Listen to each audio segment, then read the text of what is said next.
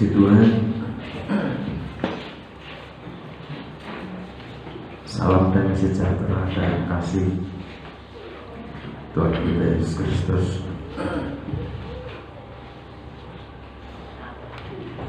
atas kemurahan Tuhan, kasih Tuhan pagi ini kita masih mendapat kesempatan untuk bersama-sama memuliakan Tuhan, mengagungkan Tuhan. Saudara yang terkasih dalam Tuhan, kalau kita kembali memahami betapa dasarnya kuasa Tuhan yang dikerjakan pada akhir zaman, seakan manusia kurang yakin mungkinkah itu terjadi. Ketika firman itu hanya dibaca sebagai bacaan biasa, tidak dimaknai sebagai suara Tuhan yang Tuhan percayakan kepada hamba-hambanya terdahulu, maka firman itu tidak ada artinya bagi orang tersebut. Tetapi firman ini akan menjadi berarti bagi setiap orang percaya. Apa artinya kebenaran firman itu? Tentunya firman itu menyelamatkan bagi orang-orang yang percaya. Orang-orang yang tidak percaya satu saat akan terkejut ketika melihat kenyataan penghukuman malapetaka demi malapetaka terjadi menimpa dirinya. Sementara dampak dari setiap peristiwa itu sendiri pun sangat berat. Pemusnahan demi pemusnahan, malapetaka, cambuk yang diizinkan Tuhan terjadi, itu akan berdampak luas terhadap seluruh lini kehidupan. Semua merasakan dampaknya, termasuk manusia yang di dalam manusia itu sendiri memiliki jiwa, ada badan, ada roh, sehingga manusia pada umumnya percaya bahwa dalam diri manusia itu ada badan, jiwa, dan roh. Ada aliran tertentu hanya percaya manusia ini hanya terdiri dari badan dan nyawa. Jadi ketika masih hidup itu ada nafas, nafasnya hilang, mati. Jadi tidak ada roh. Dengan kata lain, tidak ada kehidupan di balik badan. Itu keyakinan mereka terserah. Sama dengan kambing, ayam, setelah disembelih, digoreng, dimakan, kan sudah tidak ada rohnya. Masa saudara makan rohnya ayam? Kan tidak mungkin. Saudara, dampak dari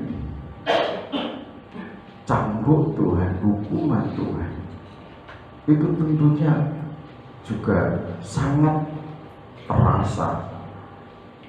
Dan tentunya bagi orang-orang pilihan Tuhan, kalaupun itu saudara tidak berjaga, manusia pilihan Tuhan pun juga terkejut. Kok bisa terjadi seperti ini? Ketika kita memahami kehendaknya Tuhan, saudara mendapat prioritas utama sebagai orang pertama yang sudah paham, sudah ngerti bahwa memang pasti terjadi seperti itu. Amin. Kalau saudara sudah paham sampai di situ bahwa penghukuman demi penghukuman atas kefasikan dunia pasti terjadi, terus bagaimana supaya kita tidak masuk di dalamnya? Sebab dunia dengan segala isinya dan segala keinginannya itu yang menjadi targetnya. Sebab itu Tuhan menekankan supaya kita tidak mencintai dunia. Kalau hati kita tertambat kepada dunia, maka kasih saudara kepada Tuhan dikatakan tidak ada. Mana mungkin seorang hamba mengabdi kepada dua tuan? Diumpamakan Tuhan Yesus begitu. Dampak dari hukuman demi hukuman itu cukup parah. Apalagi kalau sudah menyangkut jiwa manusia, sudah terguncang karena persoalan perekonomian, persoalan anak, persoalan nikah, persoalan sosial, lingkungan, pekerjaan meluas. Ketika itu tidak tertangani dengan baik, maka jiwa manusia menjadi rusak. Jika tidak sedikit manusia yang tidak kuat jiwanya menghadapi kesulitan, menghadapi kegagalan, menghadapi kegoncangan demi kegoncangan itu, akhirnya sakit jiwa. Sakit jiwa itu stadiumnya tidak cuma satu stadium, fasenya banyak. Kalau lagi mulai 0, sekian jiwanya itu gimana, atau sampai nanti sudah di jalan-jalan tidak ingat rumahnya, itu stadium lanjut. Sudah tidak ingat rumah, tidak ingat punya apa-apa, itu sudah jiwanya, sudah otaknya sudah terkuasai roh lain, betul-betul rusak. Apakah bisa dibenahi? Bisa, perlu waktu.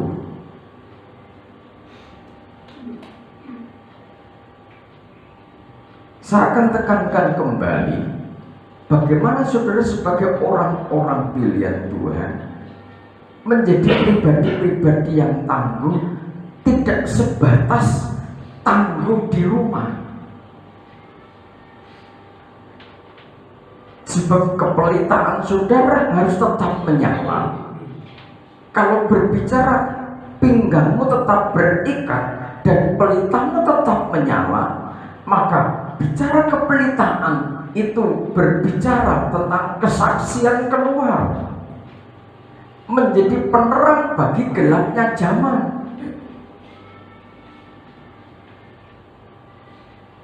Jangan sampai di tengah-tengah himpitan, di tengah-tengah kegoncangan demi kegoncangan, saudara bertindak seolah-olah sebagai orang yang tidak pernah mengerti kebenaran. Ngeri kalau melihat berita-berita, saudara lihat, saudara baca, ya di video mungkin, di TV, berita-berita di media sosial. Karena pribadi-pribadi yang tidak kuat, tidak tangguh menghadapi kesulitan hidup, nanti kalau sudah berkeluarga, ujung-ujungnya keluarga jadi korban, anak jadi korban kalau sudah punya anak. Pentingnya saudara, apalagi bapak-bapak muda, bagaimana saudara menjadi bapak yang tangguh, menjadi ibu yang tangguh. Kalau bicara soal melek, anak-anak sekarang melek kuat juga, tapi alokasinya kemana? Begitu kan? Melek itu juga kok. Melek ngurusi anak tidak masalah, tapi melek juga main HP, anak jadi korban. anakmu ganggu, bisa dikeplaki. Ada kan di TV itu anak baru umur 7 bulan dipukuli. 7 bulan itu iso ngopo? Bukan 7 tahun, 7 bulan. Jarene rewel, nangisan. Si ayahnya pulang kerja capek, ngantuk, harus turu ra iso kebritenan apa bising karena anaknya nangis. Bayi kan 7 bulan toh, bangun langsung dipukul ya kan. Itu bebayang toh. Ingat-ingat ya, bapak-bapak muda, hati-hati. Capek gak apa-apa, capek nek ndelok anakmu, lihat anakmu jadi tidak capek. Maksudnya begitu. Amin.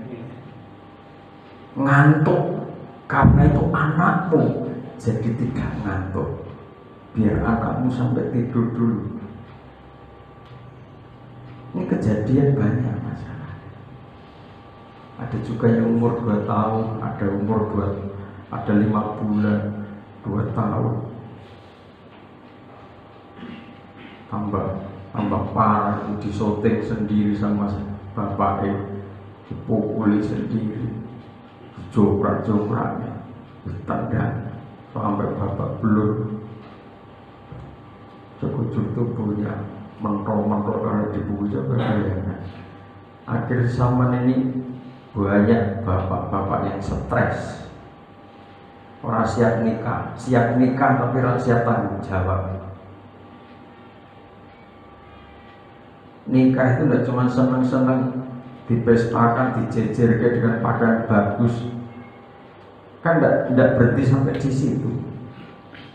Nah, itu kan hanya sehari, pokoknya 5 hari kalau punya uang kok.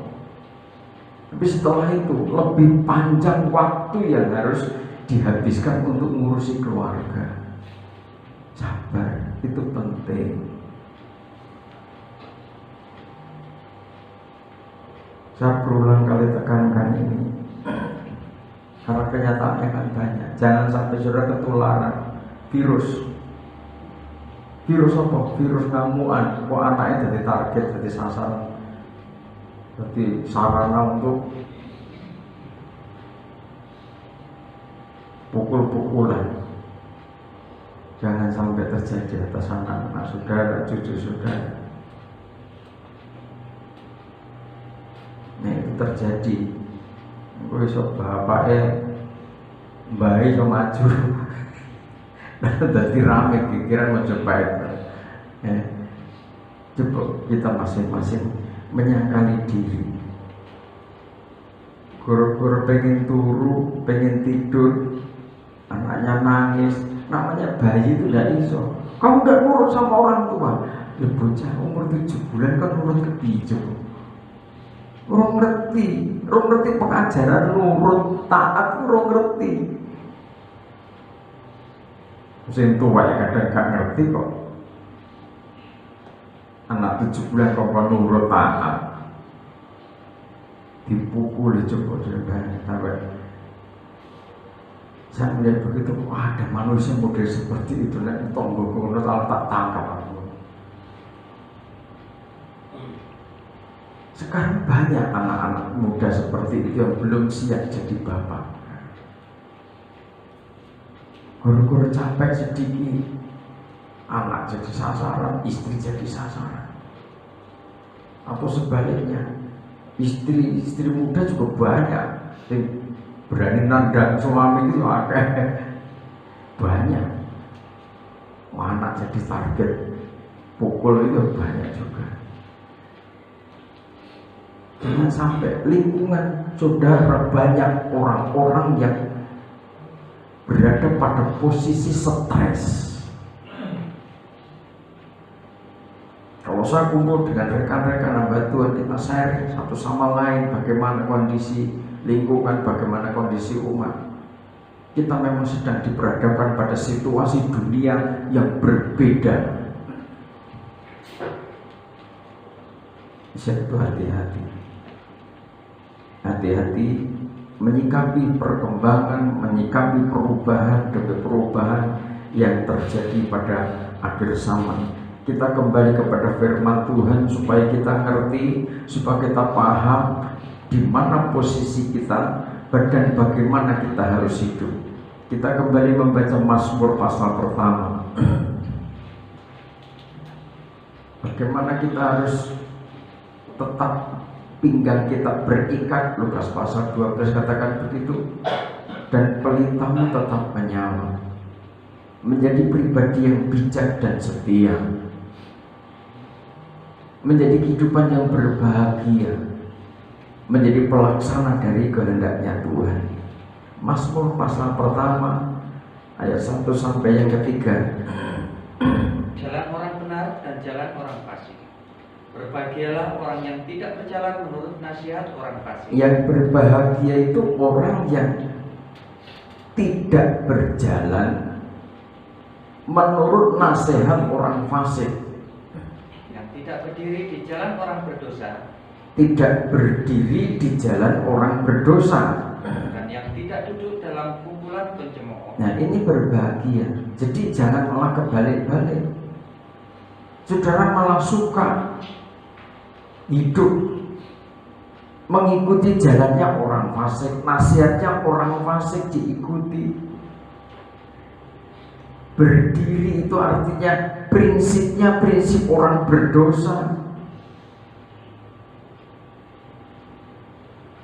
Duduk bersama-sama pencemooh malah senang, cangkruan di pinggir-pinggir jalan.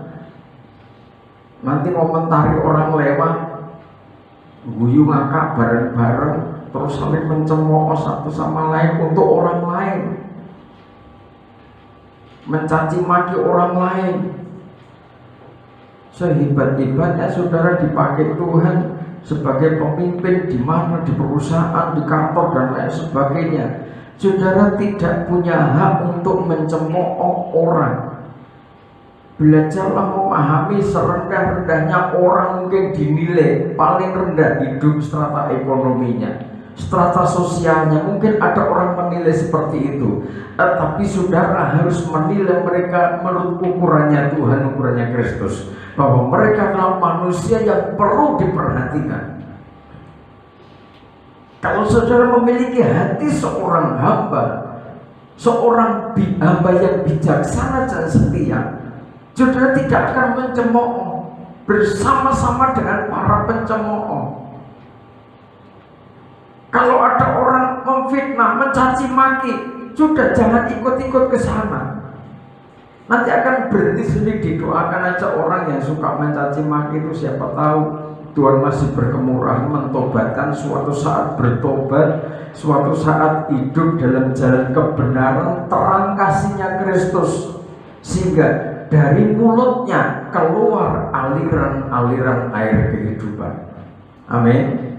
Bukan aliran kebencian, bukan aliran kepahitan hati, bukan aliran caci maki, bukan aliran penghakiman, tetapi aliran kasih yang membangun, yang mendoakan. Saudara jangan mendoakan celakanya orang. Tuhan tidak mengajari kita mendoakan untuk celakanya orang. Bahkan Tuhan menghendaki kita ini berdoa untuk orang-orang yang melawan saudara, untuk orang-orang yang tidak mengasihi saudara pun, bahkan memusuhi saudara, tidak suka dengan saudara. Doakan orang itu, sebut namanya, Tuhan ampuni mereka, berkati mereka. Apa sulitnya saudara mengucapkan itu? Amin. Untuk itu saudara ditugasi Tuhan di bumi. Tidak perlu saudara membalas caci maki. Biarkan kekuatan Tuhan mengerjakan orang itu. Saudara, tugasmu berdoa. Alirkan aliran kasih itu lewat doa, dan Tuhan pasti mengerjakan dengan caranya yang ajaib. Amin. Di luar kekuatan saudara, Tuhan sanggup mengerjakan terlampau dahsyat kuasanya. Terus, tetapi yang kesukaannya ialah Taurat Tuhan. Orang yang berbahagia itu orang yang kesukaannya adalah Taurat Tuhan.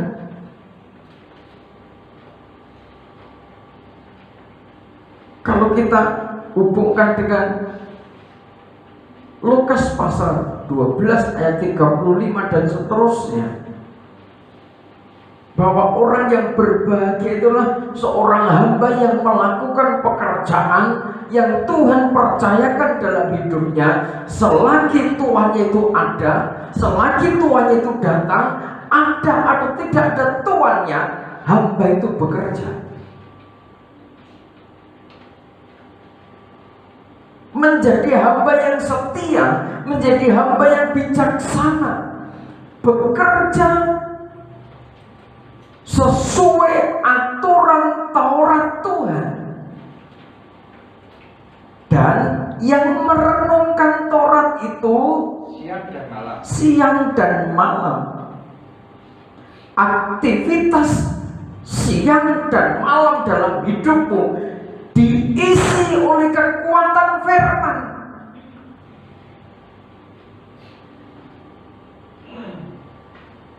Ketika siang saudara bekerja, dalam perjalanan, saat di kantor, firman itu tidak lepas juga dari pikiran saudara.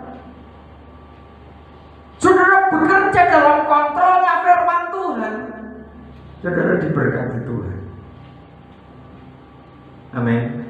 Tetapi kalau saudara bekerja tanpa kontrolnya firman Tuhan, hanya aturan manusia yang saudara kerjakan, tanpa kontrolnya firman Tuhan, sampai kapanpun saudara dengkean, ketidengkean, saudara tidak bisa menang.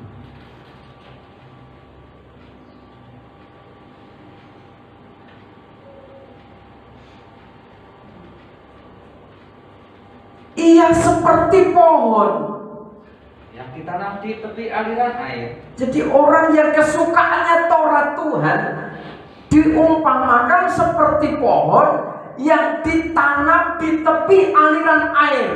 Terus yang menghasilkan buahnya pada musimnya. Menghasilkan buahnya pada musimnya. Dan yang tidak layu daunnya. Tidak layu daunnya. Apa saja yang diperbuatnya berhasil. Apa saja yang diperbuatnya berhasil.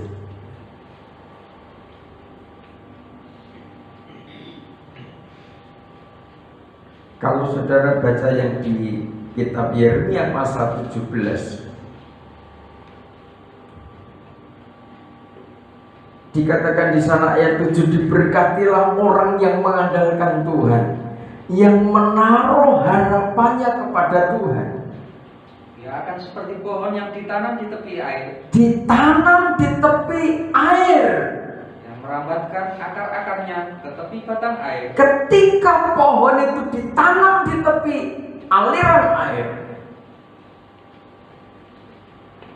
langsung ada respon dari pohon itu. Dia merambatkan akar-akarnya.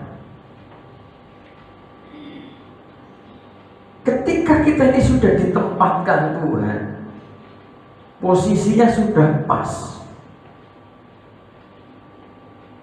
Saudara sudah ditempatkan Tuhan pada posisi yang pas, pada tabisan yang pas, maka kita boleh bertanya pada pribadi masing-masing, bagaimana respon? Apa responmu? Bagaimana respon hatimu? Bagaimana pikiranmu? Yang merambatkan pohon itu merambatkan akar-akarnya ke tepi batang air, dan yang tidak mengalami datangnya panas terik. Ya, ketika panas terik, dia tetap segar. Proses yang sangat terik, panas, pohon ini tetap segar. Karena apa? Ada akses. Akar pohon itu punya kepekaan yang kuat untuk merespon apa yang dikerjakan Tuhan. akar-akar yang lembut itu langsung mencari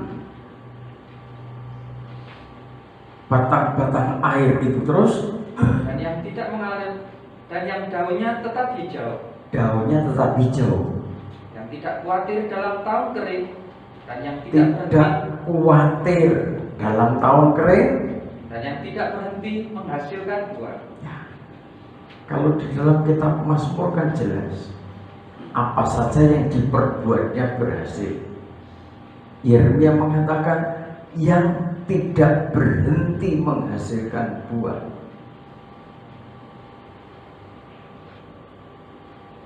Apa saja yang diperbuatnya berhasil dan tidak berhenti menghasilkan buah. Sinergi antara yang dikerjakan Tuhan dengan responnya pohon itu sangat sinergi. Ada hubungan timbal balik yang tidak terpisahkan. Sekarang secara simpel saja, kalau kita baca sampai di sini, sekarang kita bertanya masing-masing pribadi pada diri kita. Sekarang posisi kita di mana?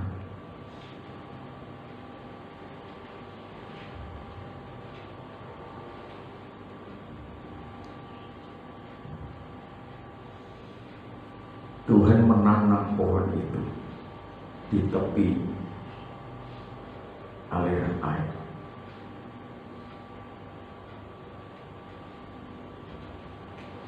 Yang menjadi pertanyaan kita sekarang, masihkah posisimu di situ?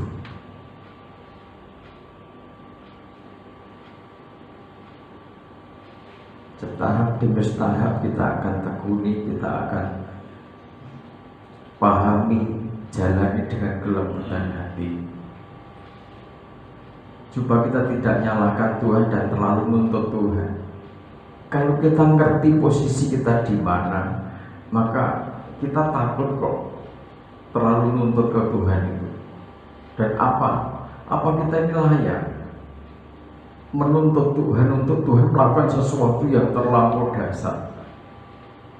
Sementara sebenarnya andai kata kita ini tidak terlalu menuntut aja, Tuhan itu sangat mengerti.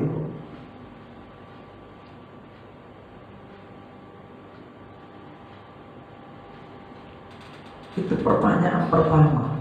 Tuhan menanam di tepi aliran air.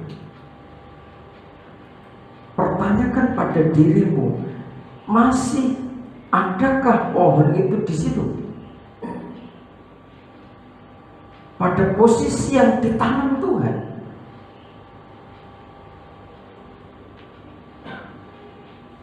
Nanti akan menjawab pertanyaan kebanyakan manusia, kenapa kok tidak berbuah? Katanya firman Tuhan, apa saja yang diperbuatnya berhasil. Katanya firman Tuhan, dan yang tidak berhenti menghasilkan buah. Tapi kenyataannya tidak berbuah apa-apa. Tapi kenyataannya aku seperti ini. Tapi kenapa aku gagal? Tapi kenapa aku malah hancur? Untuk menjawab pertanyaan-pertanyaan model seperti itu dari manusia, mari kita kembali kepada firman Tuhan. Kita belajar sadar, kita belajar alamot. Jangan dengan keras hati menghadap Tuhan. Tuhan itu yang punya kerajaan. Kita ini apanya?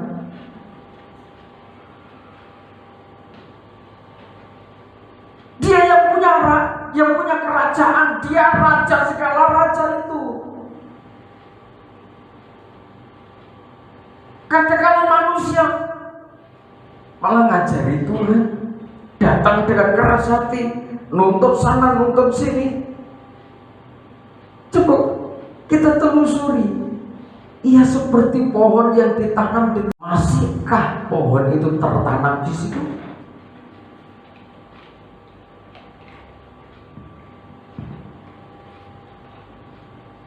posisinya masih ada di situ.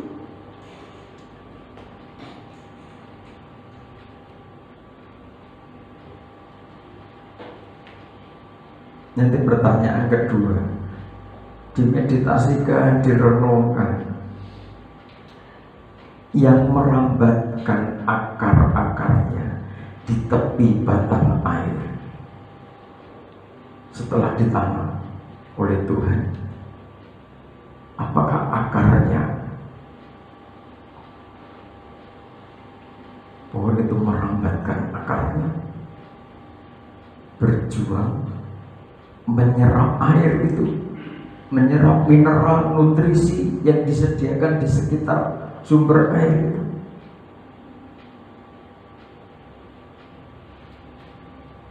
atau sengaja tidak mau merambatkan akarnya?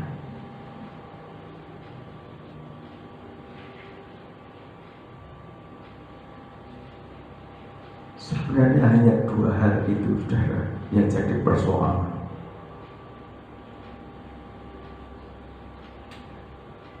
Kalau dua persoalan ini teratasi,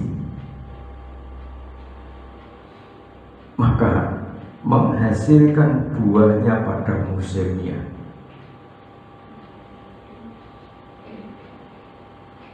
Dan yang tidak layu daunnya, apa saja yang diperbuatnya berhasil.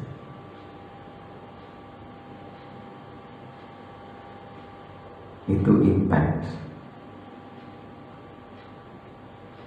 dari akar yang merespon apa yang dikerjakan Tuhan.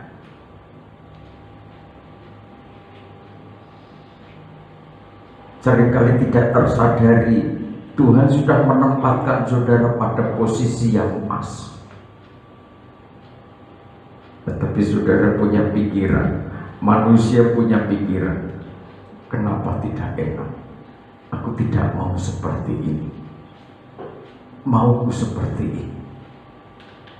Kenapa manusia jadi mencari jalan sendiri, sementara Tuhan sudah memberi jalan? Memahami kehendaknya Tuhan, kita perlu kembali feminim ketika kita merespon kehendaknya Tuhan.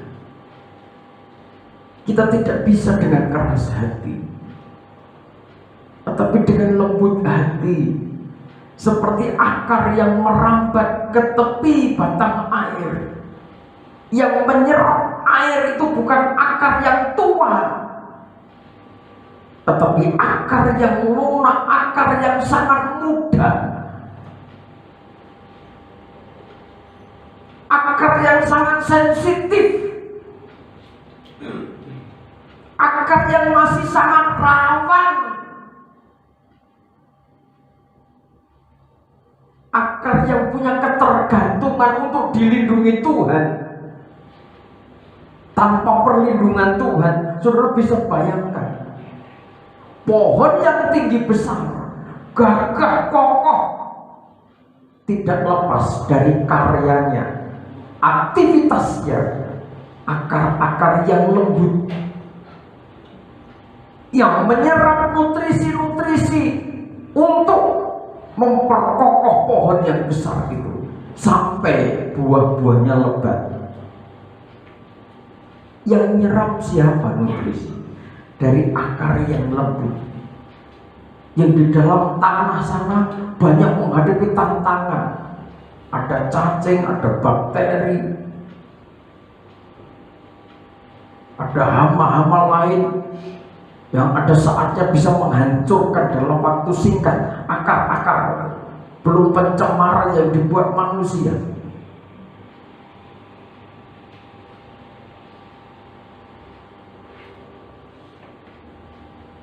Banyak hal, tantangan yang dihadapi oleh akar yang lembut tadi menunjukkan bahwa sangat bergantungnya orang-orang yang melembutkan hati di depan Tuhan, orang-orang yang seakan feminim ketika menghadap Tuhan, punya sensitivitas hati yang tinggi untuk merespon kehendaknya Tuhan.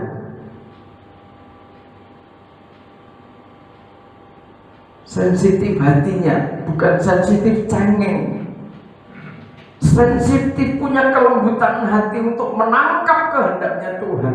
Aku memang tidak berdaya tanpa perlindungan Tuhan. Tapi ternyata orang-orang yang punya kelembutan hati merambatkan akarnya. Dia adalah penopang dari pohon yang besar dan berbuah-buah.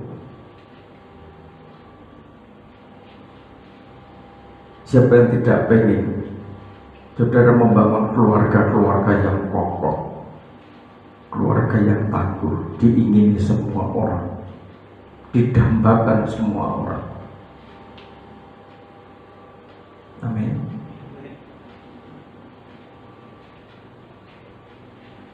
Saudara bisa membangun itu dengan materi? Tidak akan bisa. Saudara bisa membangun itu semua sehingga nikahmu menjadi berkat laksana pohon yang buahnya tidak pernah berhenti. Apa saja yang diperbuatnya Tuhan berkati di dalamnya. Ketika di dalamnya itu ada yang beraktivitas merambatkan akar-akar, melembutkan hati, mencari hadirat Tuhan, memahami kehendak Tuhan. Tidak cukup saudara hanya membaca firman. Memahami kehendaknya Tuhan, saudara baca firman, saudara renungkan. Sebab kalau saudara tidak membaca, tidak mendengar, tidak merenungkan apa? Baca, dengar, renungkan, kerjakan.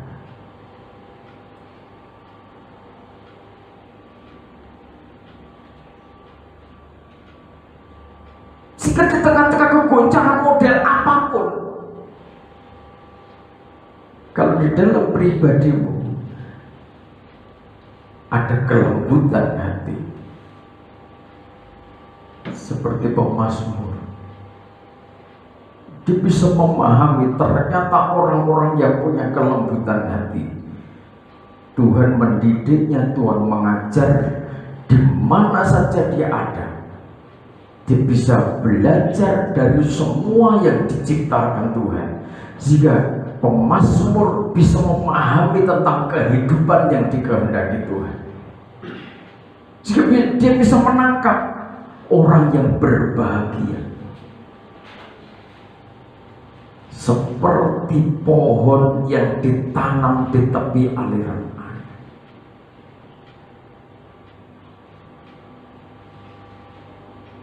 Saat pemazmur bermeditasi, saat pemazmur sedang merenungkan kebenaran firman Tuhan, dia bisa menangkap apa yang dikerjakan Tuhan dalam dirinya.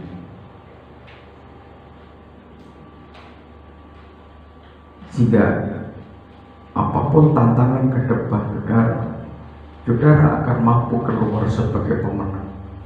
Belajarlah, tingkatkan, sembah, tingkatkan kedekatan saudara dengan Tuhan. Saudara hanya bisa membangun keluarga saudara, membangun hidupmu menjadi keluarga, menjadi kehidupan yang tangguh, yang kuat, dan keluar sebagai generasi pemenang abadi ketika saudara terus merambatkan akar saudara lewat pujian dan sembah.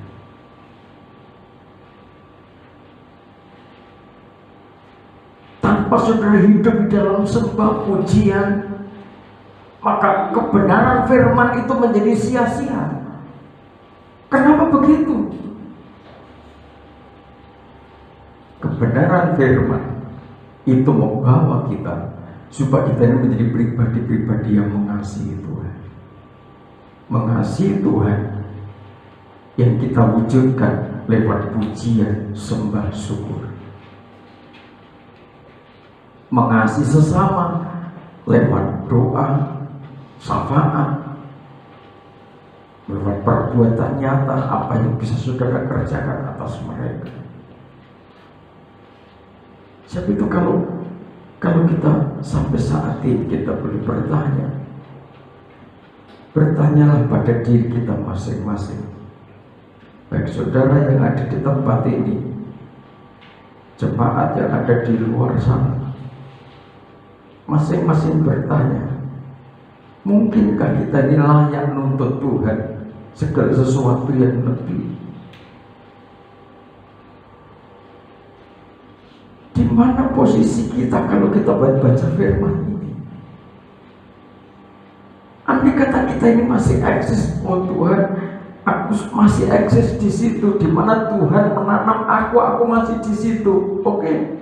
Kalau saudara masih ada di situ, masih eksis di situ, bagaimana kondisi akar? Jangan-jangan pohon itu tidak punya akar, atau akarnya terbatas. Sesaat angin badai terjadi, pohon itu jadi tumbang.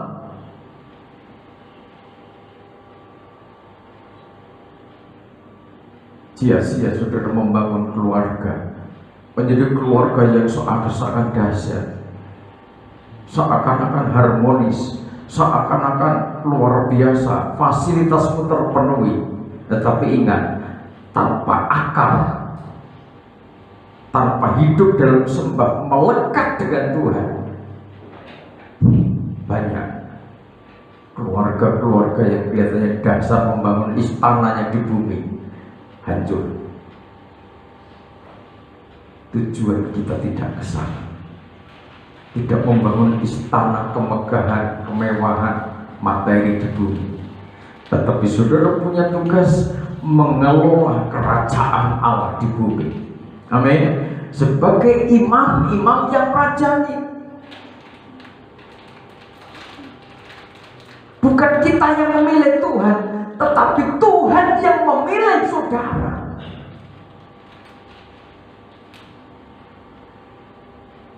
Kalau saudara punya pengharapan yang semakin kuat, imanmu semakin kokoh bahwa saudara itu pilihan Tuhan untuk suatu tugas yang begitu mulia, mengalirkan kasih di bumi, maka dalam situasi apapun, mujizat demi mujizat, kuasa yang dahsyat itu terjadi lewat perkataan saudara.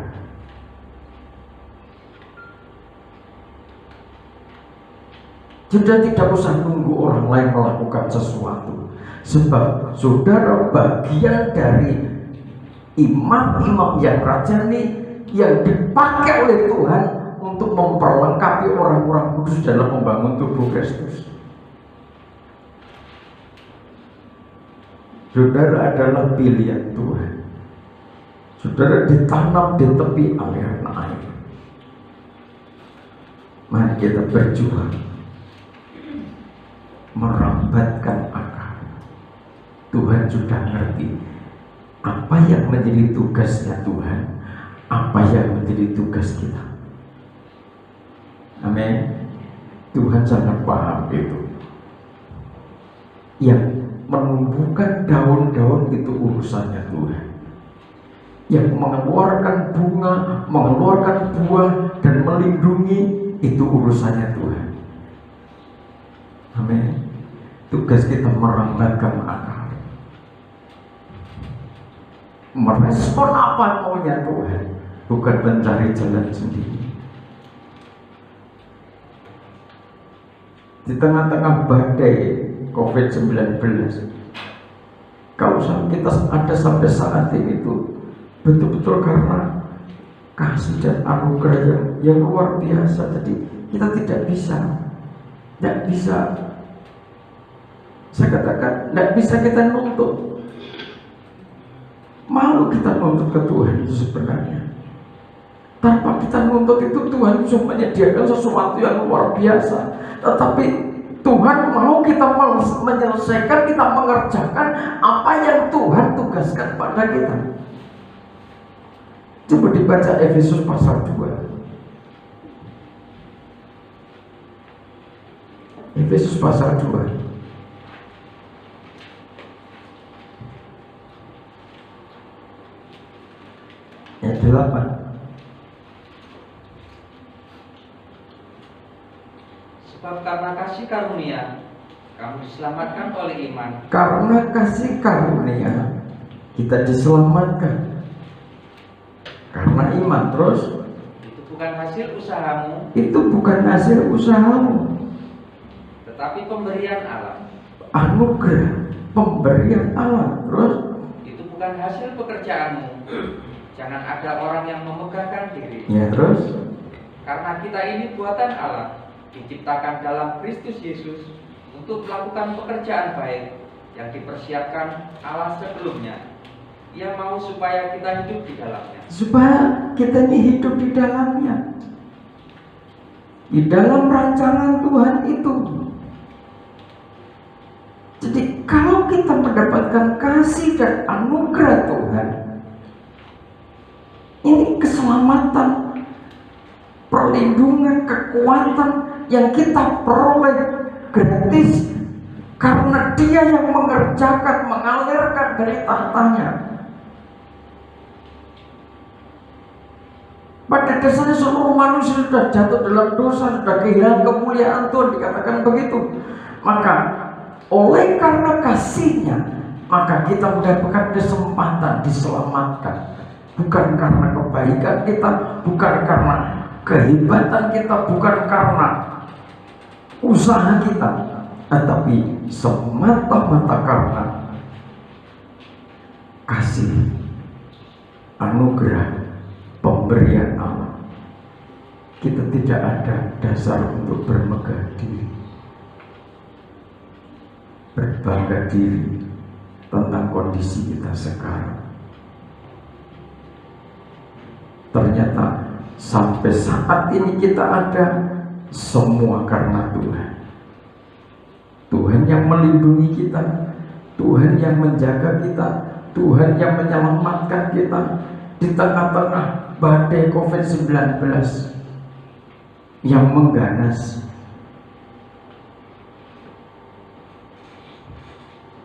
Banyak korban, banyak pembukaan lahan, pemakaman baru khusus COVID-19 terjadi di mana-mana.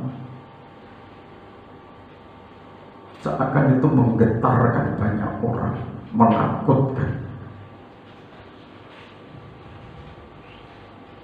Tetapi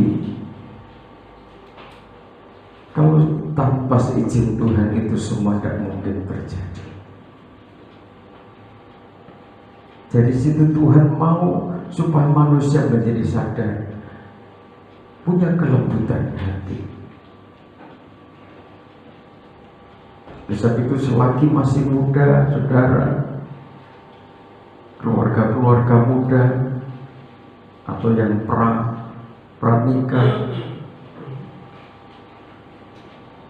demikian juga keluarga-keluarga yang sudah lanjut, kita syukuri kemurahan Tuhan, dan kita perlu membangun hati kita, membangun hidup kita. Bagaimana kita harus melembutkan hati kita. Ketika kita punya kelembutan hati, baru kita bisa bersyukur di hadapan Tuhan. Amin. Kalau kita tidak punya kelembutan hati, mana mungkin kita bersyukur di hadapan Tuhan. Merambatkan akar adalah satu tindakan. Bapa, lembutkanlah hatiku. Ketika kita paham, Bapa, lembutkanlah hatiku, untuk dapat mengerti, untuk dapat mengasihi. Kita kata, Bapa, bentuklah diriku. Nanti baru kita akan bertahap mengerti. Ketika kita punya kelembutan hati, kita siap mengasihi Dia. Ketika kita melembutkan hati, kita juga siap, Bapa, bentuklah diriku. Untuk apa? Untuk menjadi saksinya Tuhan. Setelah itu baru kita ngerti rencana Tuhan. Kalau tidak punya kelembutan, nanti tidak mungkin kita ngerti rencananya Tuhan. Dibentuk tidak mungkin bisa.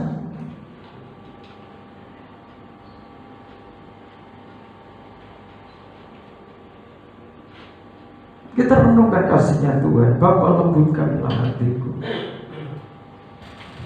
Haleluya Yesus.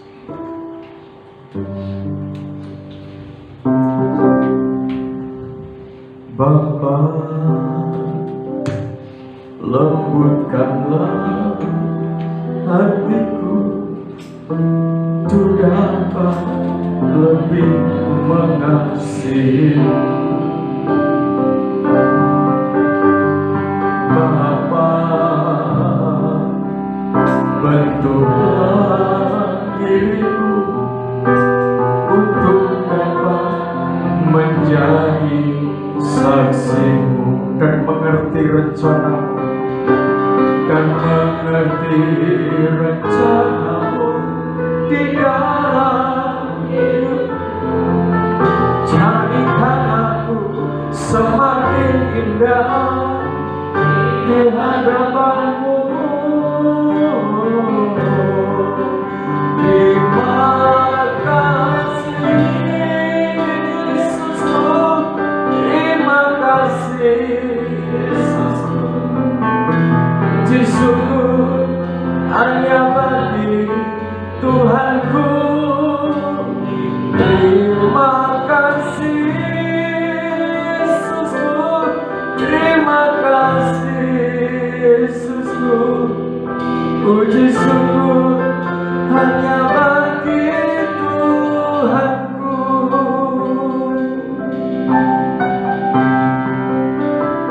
Saudara,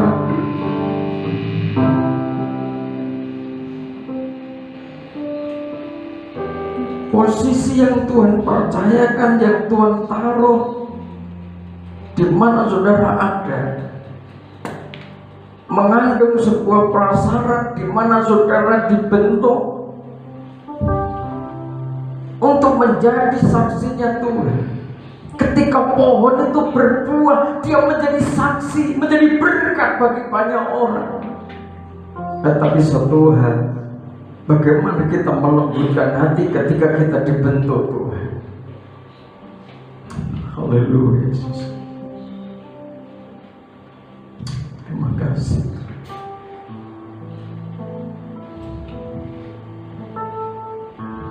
Haleluya Yesus. Terima kasih. Jadikan kami mengerti kehendak Tuhan. Katakan, Bapa, lembutkanlah hatiku. Bapa,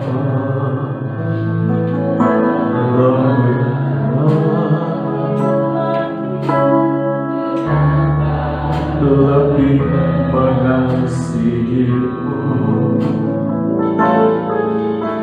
Bapa,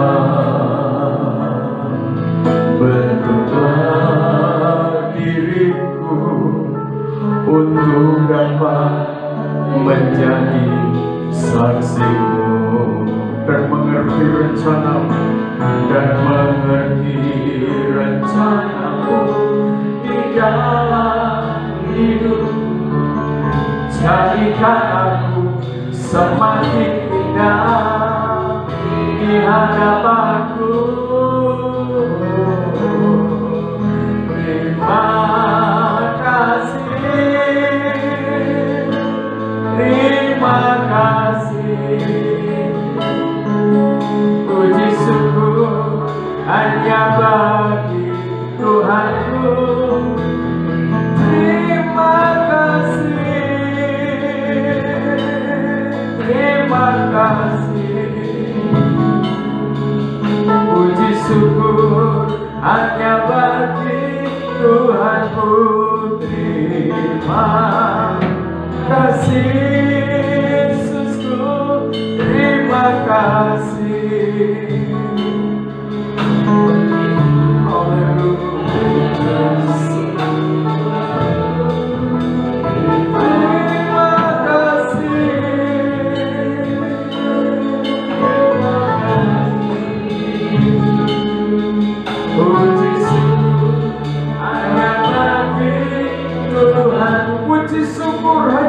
bagi Tuhanku, hanya bagi Tuhan puji syukur, hanya bagi Tuhanku.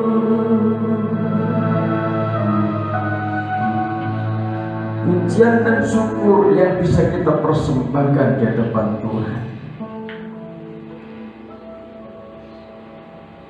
menjadi bagian hidup kita setiap saat. Apapun yang terjadi, belajar tangkap semuanya itu, responi itu semua dengan kelembutan hati.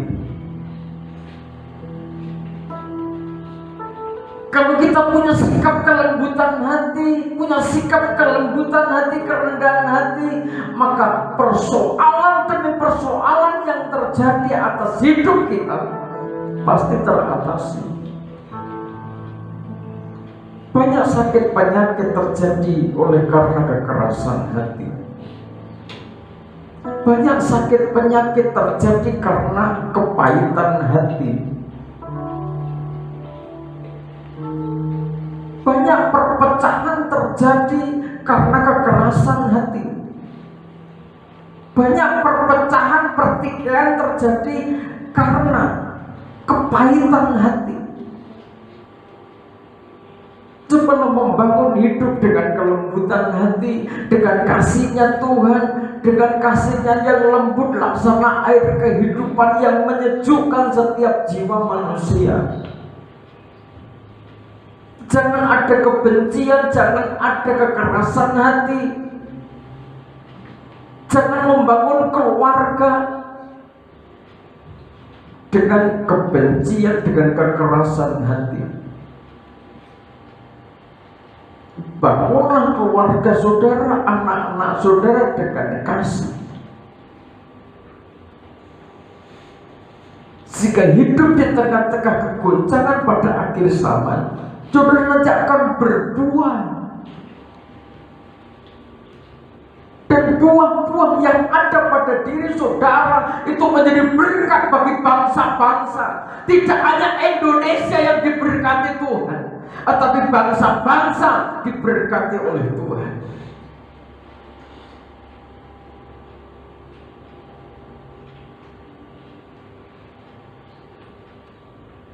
Rekan-rekan hamba Tuhan di Filipina, di Australia, di Malaysia, di Singapura, dan di tempat-tempat lain yang pernah bertemu dengan kita, mereka sangat berjuang menopang di dalam doa supaya kita terus mengerjakan bagian kita masing-masing untuk memperlengkapi orang-orang kudus dalam membangun tubuh Kristus. Jangan sampai pilihan Tuhan atas hidup saudara, saudara sia-siakan karena jiwa kita bermasalah, karena hati kita bermasalah. Detoksifikasi atas seluruh tubuh jasmani ini ada pada diri saudara juga yang paling besar. Bagaimana saudara menciptakan situasi lembutkan hati, ada kerendahan hati, kelembutan hati, ada kebahagiaan yang mengalir dari hati. Ketika kebahagiaan itu mengalir dari hati, maka itu suatu kekuatan yang dahsyat dari tempat maha tinggi, mampu mengatasi setiap persoalan hidup saudara. Amin. Amin. Maka kuasa Tuhan menyertai saudara setiap saat. Ketika saudara ada bersama-sama dengan Dia. Yohanes pasal 15 mengumpamakan kalau Dia itu pokok dari pohon itu, saudara carang-carangnya,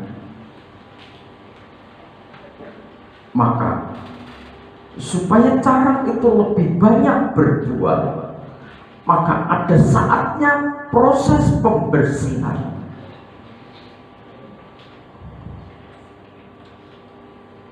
Adakah saudara posisi di akar sudah benar?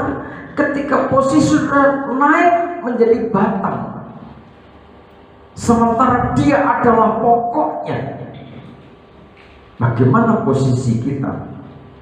Apakah menjadi batang yang berbuah? Ketika kita masih dalam posisi sebagai akar, adakah akar kita bergerak mencari batang air?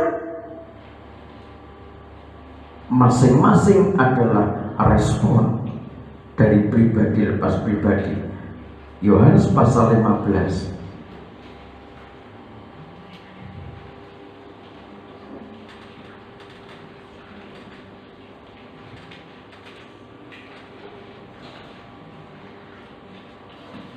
Pokok anggur yang benar.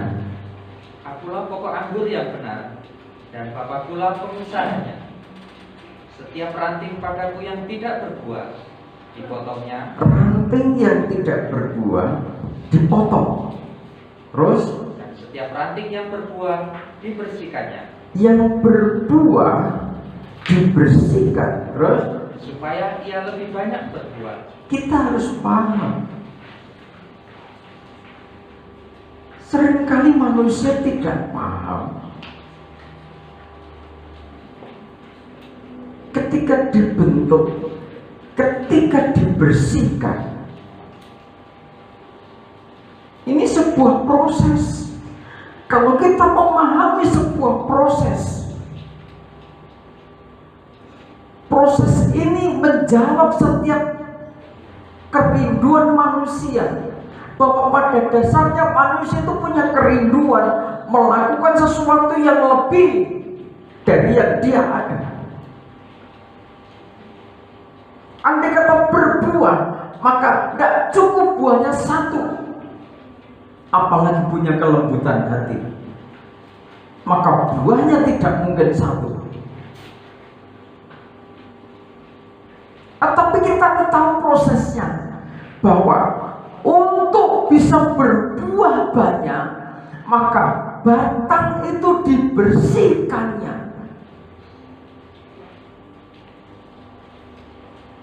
Jadi pertanyaannya sekarang, kenapa kok buahnya sedikit? Jangan-jangan ada yang kotor.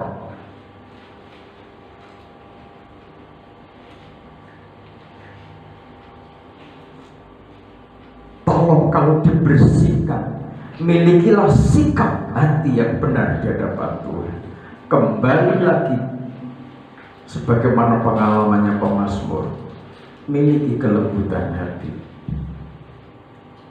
Seringkali manusia pengen berbuah banyak, tetapi ketika dibersihkan, menolak cara kerja Tuhan demikian. Untuk bisa berbuah banyak, maka caranya Tuhan bersihkan. Kalau ada sesuatu yang tidak sesuai dengan standarnya Tuhan,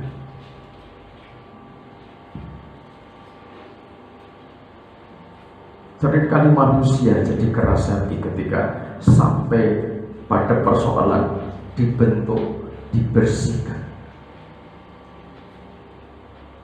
sehingga manusia mencari jalan sendiri. Kenapa seperti ini?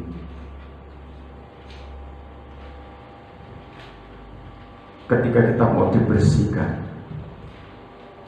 ketika sudah kehilangan sesuatu mungkin, Tuhan, kenapa kok ini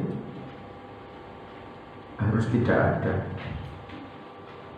Coba punya kelembutan hati, kenapa dibersihkan? Jangan-jangan barang-barang yang dibersihkan itu barang-barang kotor.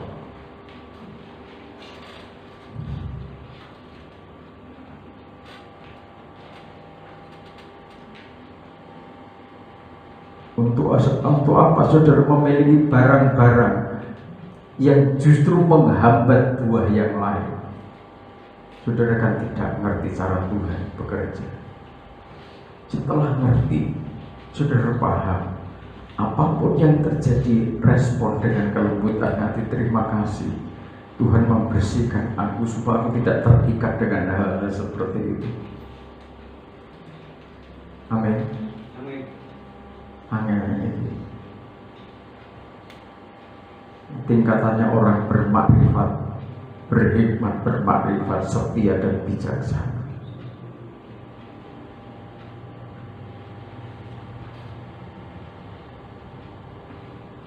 Kalau saya kasih contoh banyak, nanti melebar kemana-mana.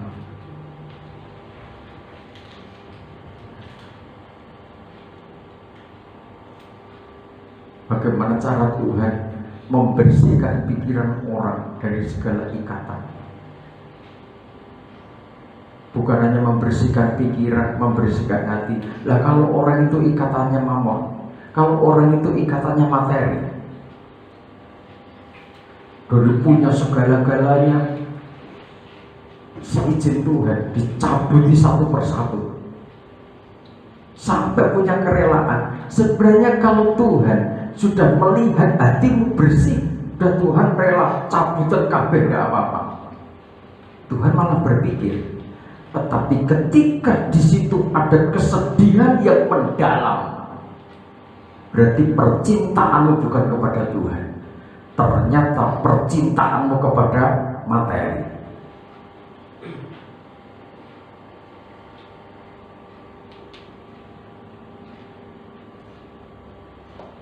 Hati-hati kalau sudah dipercaya materi. Amin. Jangan mengikat. Pemazmur juga mengatakan, semakin tambah hartamu, jangan sampai hatimu tertambah terikat di situ. Hati-hati. Nanti Tuhan marah. Saudara tidak punya jadi susah.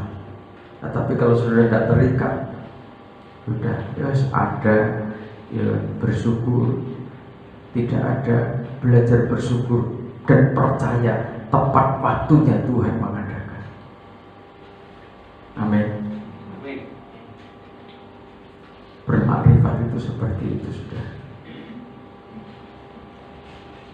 Misalkan satu saat berbicara masuk ke ranah itu, saudara menjalani. Kalau sudah tidak menjalani, kita ini apa? Ngomong hikmat makrifat tetapi ngomong tok, hanya ngomong saja, hanya wacana. Saudara kan harus menjadi pelakunya. Saudara merasakan prosesnya. Puluhan tahun sudah dididik hikmat makrifat Allah. Prosesnya seperti itu, dibersihkan. Tujuannya apa? Berbuah banyak.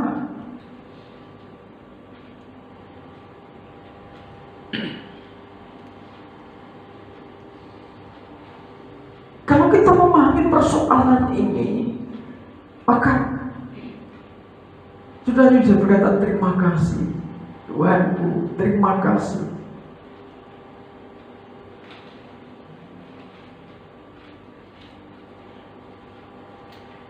Setahap demi setahap saudara merasakan.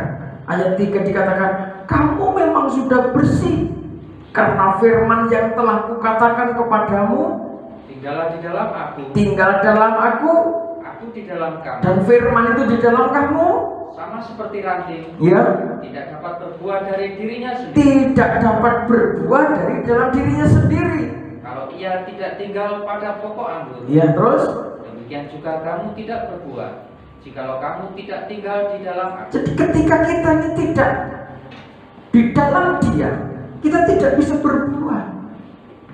Sementara untuk tinggal di dalam Dia, syaratnya harus dibersihkan.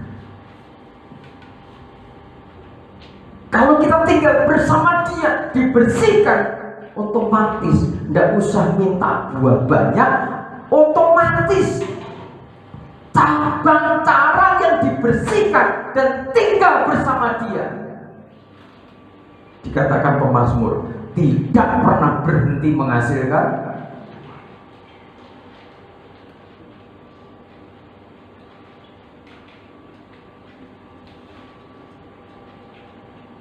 Kita harus tahu tugas kita apa, dan saudara paham tugasnya Tuhan di mana. Kalau kita sudah paham, ngerti, oh tugasku di sini, kerjakan itu. Selesaikan tugasmu yang menjadi hakmu apa, nanti Tuhan mengerti. Tuhan tidak akan merampas hak saudara. Tuhan sangat paham. Apa untungnya Tuhan merampas hak kita? Justru malah haknya dikorbankan demi kita semua. Jadi sebagaimana dia katakan, akulah pokok anggur dan kamulah ranting-rantingnya. Barang siapa tinggal di dalam aku dan aku di dalam dia, ia berbuah banyak. Sebab di luar aku, kamu tidak dapat berbuat apa. Amin.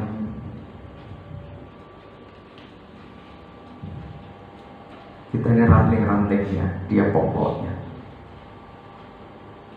Sama dalam Pemazmur. Dia itu pokok sumber air, sumber kehidupan. Kita pohonnya. Bagaimana kita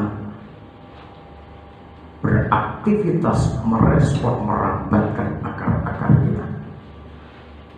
Kalau dia pokok dari pohon anggur, kita ranting-rantingnya. Barang siapa tinggal di dalam aku dan aku di dalam dia, ia berbuah banyak. Berbuah banyak. Sementara di luar dia tidak dapat berbuat apa-apa.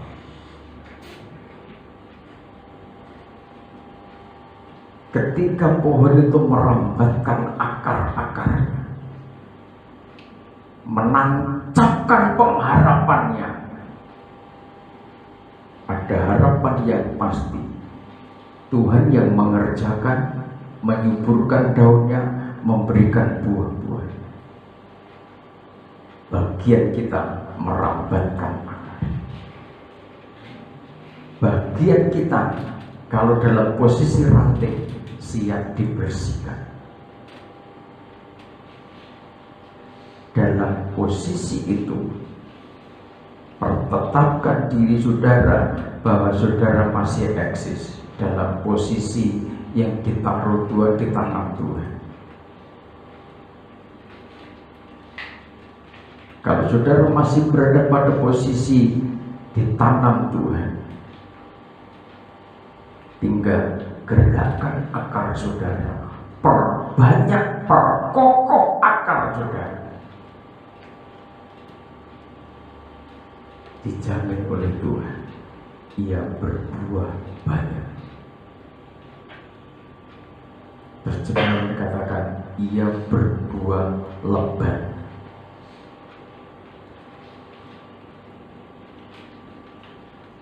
Tidak mungkin seakan-akan di tengah-tengah kesulitan, di tengah-tengah kegoncangan bisa berbuah lebat.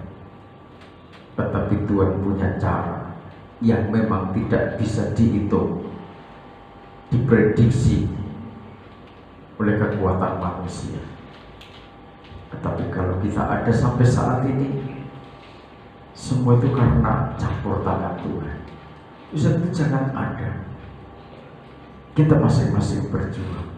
Jangan ada yang menyaksikan kuasa Tuhan. Jangan ada yang meragukan kuasa Tuhan. Respon dia dengan kelembutan hati. Respon dia dengan penuh pengharapan. Maka kondisi saudara saat ini, saudara ada sampai saat ini, semua karena anugerah. Amin. Tuhan Yesus memberkati. Naikkan pujianku ada sampai hari ini.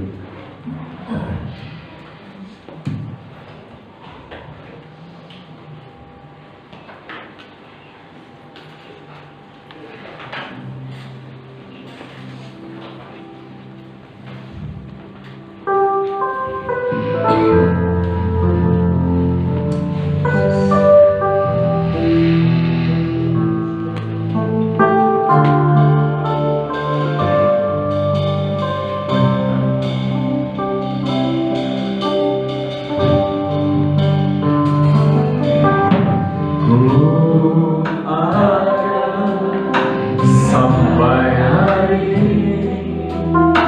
itu semua karena anugerah-Mu. Hidup sampai hari semua karena kebaikan-Mu. Ada sampai hari itu semua karena anugerah-Mu. Hidup sampai hari semua karena kebaikan-Mu. Bersyukur,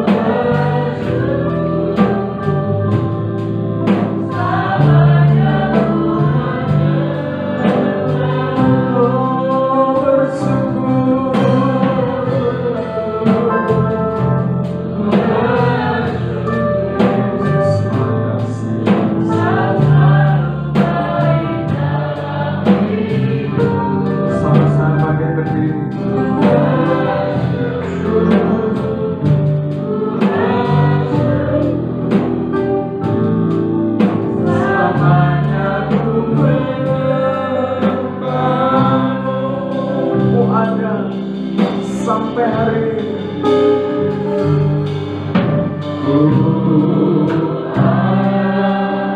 sampai hari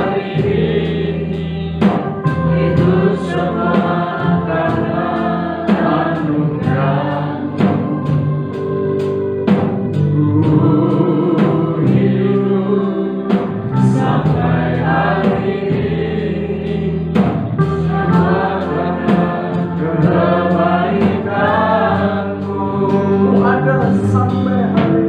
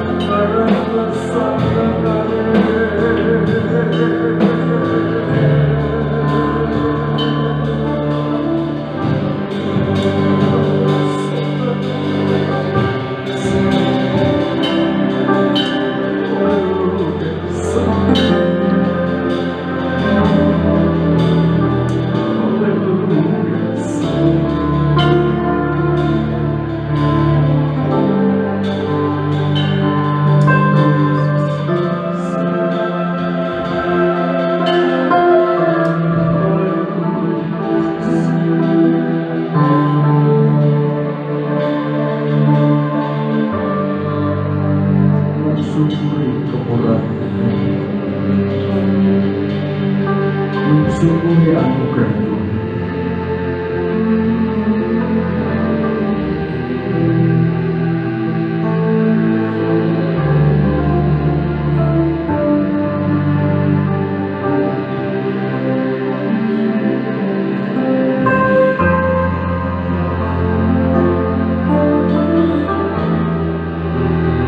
Tuhan sudah menyediakan semua.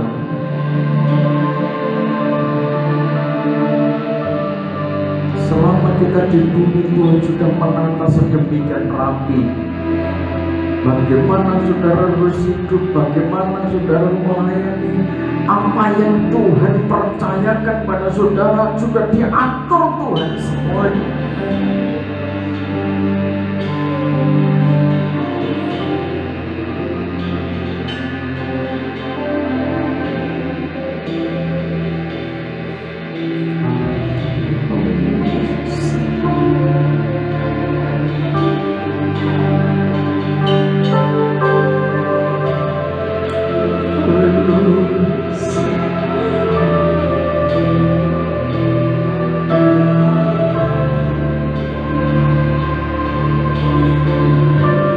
Di luar Dia tidak bisa berbuat apa-apa.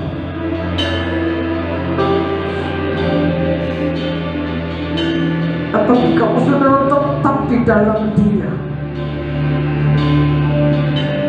Laksana akar yang merambatkan ke tepi batang air.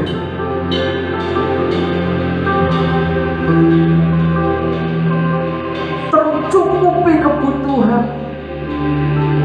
Kekuatan kuasa yang dahsyat tidak pernah berhenti menguasai hidup.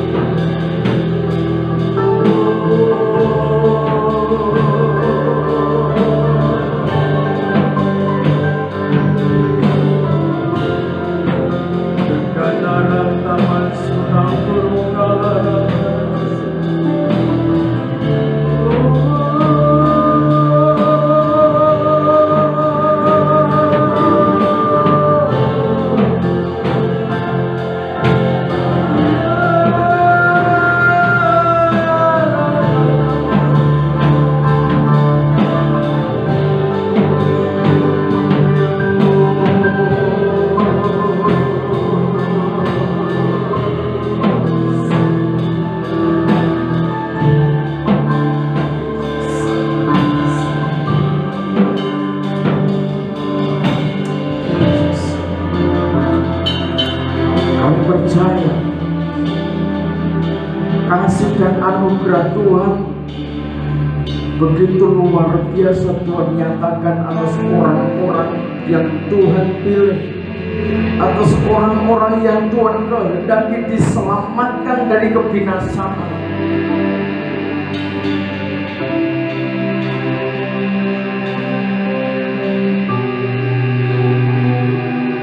Tuhan mengampuni setiap umat-Mu.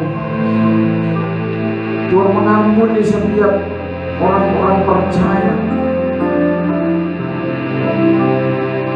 Bahkan siapapun yang mendengarkan firman Tuhan ini, orang-orang yang percaya, saat mereka mendengarkan perkataan firman Tuhan, saat mereka percaya kepada kekuatan Tuhan Yesus Kristus, sehingga persoalan apapun yang mereka hadapi, kami bersama umatku di tempat ini percaya akan lawatan Tuhan terjadi menjawab persoalan mereka.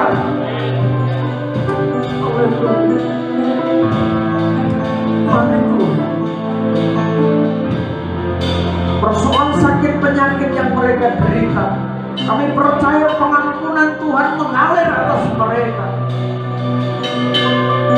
Siapapun umat Tuhan yang percaya, siapapun mereka yang percaya, baik yang ada di Indonesia, yang ada di luar negeri, kami percaya kekuatan Allah menjamah mereka.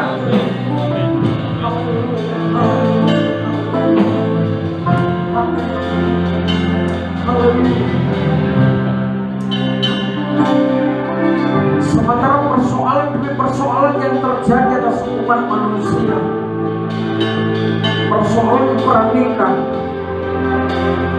persoalan nikah, persoalan keluarga, anak-anak, mari Tuhan nyatakan kekuatan, kuasa anugerah Tuhan menjangkau mereka. Supaya keluarga mereka terselamatkan, keluarga mereka menjadi keluarga yang damai, keluarga yang diberkati, dinaungi oleh kekuatan Tuhan Yesus Kristus. Setiap orang yang percaya mendapatkan kedamaian dari Tuhan Yesus Kristus. Terima kasih Bapa. Terima kasih Tuhan Yesus. Terima kasih Tuhan memberkati kami sampai saat ini. Semua karena anugerah-Nya Tuhan, semua karena kasih-Nya Tuhan yang begitu luar biasa. Haleluya.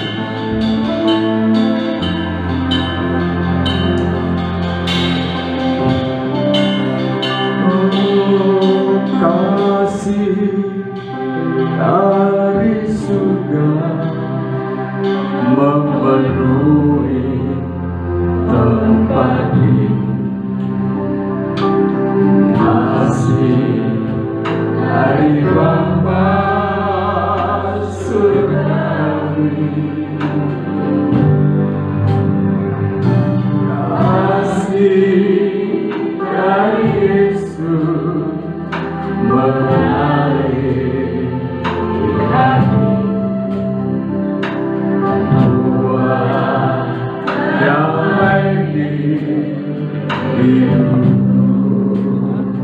Puji syukur kami aturkan di depan Tuhan Yesus Kristus, Imam Besar Agung, Gembala Agung yang sangat memelihara hidup kami setiap saat, setiap detik, tidak lepas dari jangkauan Tuhan.